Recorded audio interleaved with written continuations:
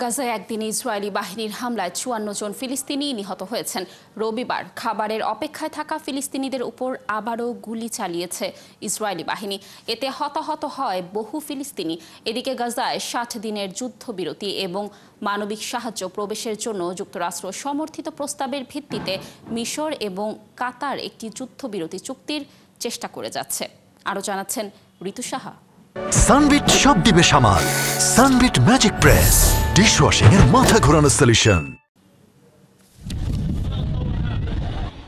গাজায় ইসরায়েলি বাহিনীর এই বর্বরতার যেন শেষ নেই। সাধারণ ফিলিস্তিনিদের ওপর বিমান হামলার পাশাপাশি ত্রাণ কেন্দ্রেও আক্রমণ করছে ইসরায়েলি বাহিনী। রবিবার গাজার দক্ষিণাঞ্চলের রাফা শহরে হিউম্যানিটেরিয়ান ফাউন্ডেশন জিএইচএফ পরিচালিত একটি ত্রাণ বিতরণ কেন্দ্রে ট্যাঙ্ক দিয়ে হামলা চালিয়েছে ইসরায়েলি বাহিনী। এতে হতাহত হয়েছেন বহু ফিলিস্তিনি। আমি মানুষকে সাহায্য নিয়ে যাওয়ার পরামর্শ দিতে চাই না। কেউ ক্ষুধার কারণে মারা যায় না। যার ভাগ্যে যখন মৃত্যু লেখা সেটা হবেই। এখানকার পরিস্থিতি অনেক ভয়াবহ। আমরা কোনোভাবেই কোনো ত্রাণ পাচ্ছি না। আপনারা তার অবস্থা দেখতে পাচ্ছেন। সে এখন জীবন মৃত্যুর সন্ধিক্ষণে রয়েছে।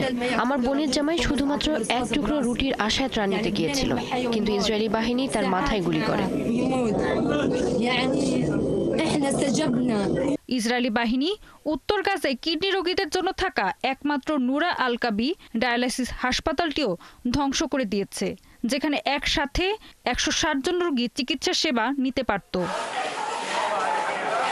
গাজায় ইসরায়েলি হামলায় লাশের সংখ্যার পাশাপাশি পাল্লা দিয়ে বাড়ছে বাস্তুচ্যুত ফিলিস্তিনিদের সংখ্যা।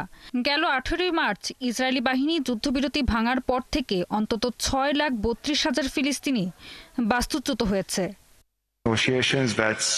এদিকে ৬০ দিনের যুদ্ধবিরতি এবং মানবিক সাহায্য প্রবেশের জন্য যুক্তরাষ্ট্র সমর্থিত প্রস্তাবের ভিত্তিতে মিশর ও কাতার একটি যুদ্ধবিরতি চুক্তি নিশ্চিত করার জন্য নতুন প্রচেষ্টার ঘোষণা করেছে। যুক্তরাষ্ট্রের প্রস্তাবে এরই মধ্যে ইতিবাচক সাড়া দিয়েছে হামাস। ঋতু সাহা, ৭১।